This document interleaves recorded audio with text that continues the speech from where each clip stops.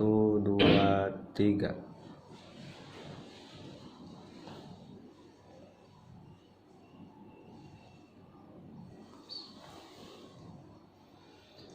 Assalamualaikum warahmatullahi wabarakatuh.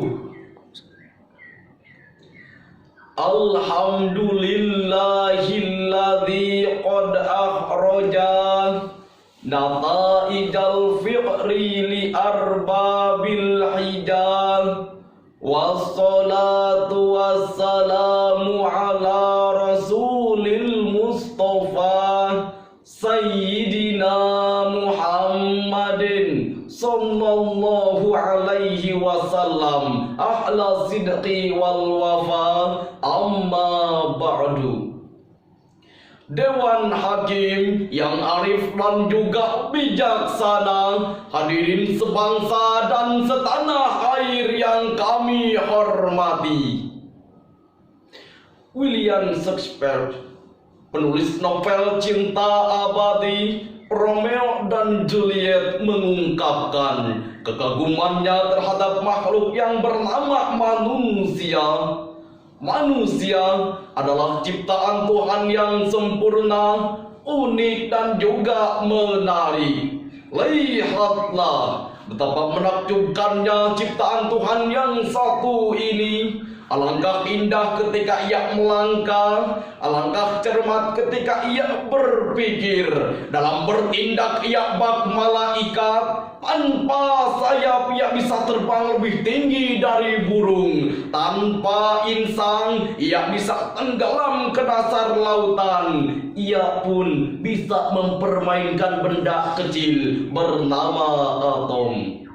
Hadirin, ungkapan tersebut mengisyaratkan akan besarnya potensi sumber daya manusia, sekaligus memicu dan memacu kita sebagai umat muslim untuk senantiasa menjaga, membangun, memfungsikan dan juga mengembangkan potensi sumber daya manusia tersebut, agar kita bisa lebih maju, mulia, terhormat dan juga bermartabat. Sebab jika tidak, bukan saja potensi itu tidak akan bermanfaat, tapi kita pun akan jatuh menjadi makhluk yang terendah, makhluk yang terbelakang, makhluk yang terpuruk, makhluk yang terjajah, makhluk yang terhina, bahkan bisa lebih hina daripada binatang. Apalagi hadirin, di era globalisasi saat ini sungguh syarat dengan berbagai persaingan yang begitu ketat. Dengan berbagai bidang di dalamnya, persaingan itu tidak lepas dari semua kebutuhan manusia yang selalu berkembang setiap detiknya. Maka upaya mengolah dan meningkatkan sumber daya manusia adalah agenda yang harus menjadi prioritas. Apa yang harus bisa kita lakukan? Sebagai jawabannya, pada penampilan Khitabah Syarhil Quran kali ini, kami akan membawakan sarahan yang dikemas dalam kemasan yang rapi, padat, akurat dan tajam setajam silet, yaitu pengembangan sumber daya manusia di era global. Sebagai rujukan awal, marilah kita simak surat Al-Baqarah ayat 151. A'udzu billahi minasyaitonir rajim. Bismillahirrahmanirrahim. Kama arsalna fikum rasulam minkum yatlu alaikum ayatina wa yuzakkikum wa yu'allimukumul kitaba wal hikmah wa yu'allimukum ma lam takunu ta'lamun. Al-ayah sadaqallahul azim. Dewan Hakim yang arif dan juga bijaksana, hadirin sebangsa dan setanah air yang kami hormati. Lantunan ayat yang kita tadi dengar menjelaskan 4 misi Rasulullah SAW dalam membangun sumber daya umat, yaitu pertama, yatlu alaikum ayatina, membaca ayat-ayat Allah, baik ayat Qur'aniyah maupun ayat kauniyah, yakni alam buana ini. Kedua, wa yuzakkikum, membersihkan jiwa-jiwa dari segala bentuk kekufuran. Ketiga, wa yu'allimukumul kitab wal hikmah, mengajarkan Al-Quran dan Al-Hikmah, yakni sunnah yang ditampilkan Rasul sebagai figur pendidik. Keempat, wa yu'allimukum ma lam takunu ta'lamun, Rasul mengajarkan hal yang berhubungan dengan dunia dan agama. Bila kita amati secara filosofis, ayat ini sebagai landasan etis teologis dalam meningkatkan sumber daya umat. Sebab ada 3 sasaran pokok yang menjadi konsentrasi Rasul dalam mendidik umat. Pertama, mengisi otak dengan ilmu, mengisi hati dengan tauhid, dan memberikan contoh dalam amal sehari-hari. Ini pula hadirin yang harus menjadi prioritas dalam mengembangkan sumber daya manusia, yaitu mencerdaskan bangsa dengan meningkatkan ilmu pengetahuan dan penguasaan, baik penguasaan ilmu agama maupun ilmu dunia. Sebab Imam Ali As-Sub, Imam Ibnu Katsir mengisyaratkan wa yuzakkikum ay wa yutahhirukum min rida'il akhlaqi wa danasin nufus. Rasulullah sallallahu alaihi wasallam telah membersihkan umatnya dari akhlak-akhlak yang buruk dan kotoran-kotoran jiwa.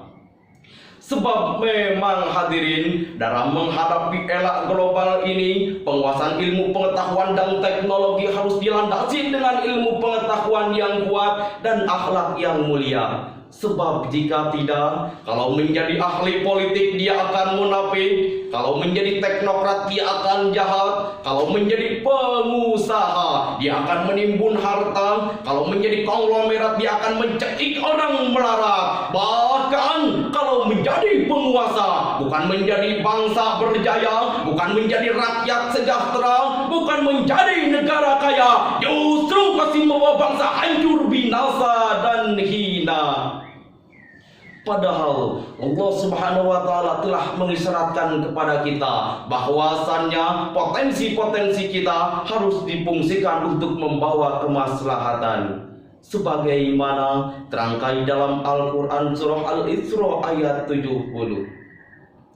Bismillahirrahmanirrahim. Walaqad karramna bani Adam wa hamalnahum fil barri wal bahr. Al-ayah sadaqallahul azim. Menurut Imam Ali As-Sabuni dalam Safwatut Tafasirnya jilid 2 halaman 103, walaqad karramna bani Adam ay laqad sarrafna dzurriyyatan Adam ala jami'il makhluqat bil aqli wal ilmi wan nutqi. Sungguh telah kami muliakan anak keturunan Adam di atas makhluk-makhluk lainnya dengan potensi akal yang berdimensi ketundukan vertikal, potensi ilmu yang berdimensi dialektikal horizontal, dan potensi komunikasi yang berdimensi sosial komunal.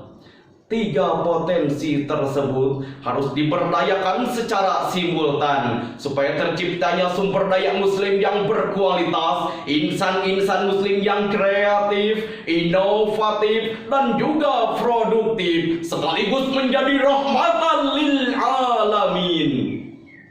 Oleh karena itu hadirin, dalam meningkatkan sumber daya manusia ini, izinkan saya untuk menghimbau terutama kepada para pemuda, para santri, para mahasiswa, gunakan masa muda untuk menimbun ilmu, memperdalam ilmu pengetahuan, agar kita menjadi insan-insan yang berkualitas dan juga diperhitungkan. Sebab dengan bahasa yang sangat indah, Rasulullah Shallallahu Alaihi Wasallam mengilustrasikan fadlul alim alal abid kafadil qamari lailatal badri ala sairil kawakib. Keutamaan orang yang berilmu dengan orang yang tanpa pengetahuan, laksana rembulan-bulan yang meredupkan jutaan bahkan triliunan bintang gemintang di angkasa luar. Dewan Hakim yang arif dan juga bijaksana, hadirin sebangsa dan setanah air yang kami hormati. bisa diambil suatu natijahnya, bahwasanya kita sebagai umat muslim Indonesia harus mengembangkan sumber daya manusia, yaitu untuk meningkatkan ilmu pengetahuan yang bermoralitas hebat dan juga keimanan yang kuat.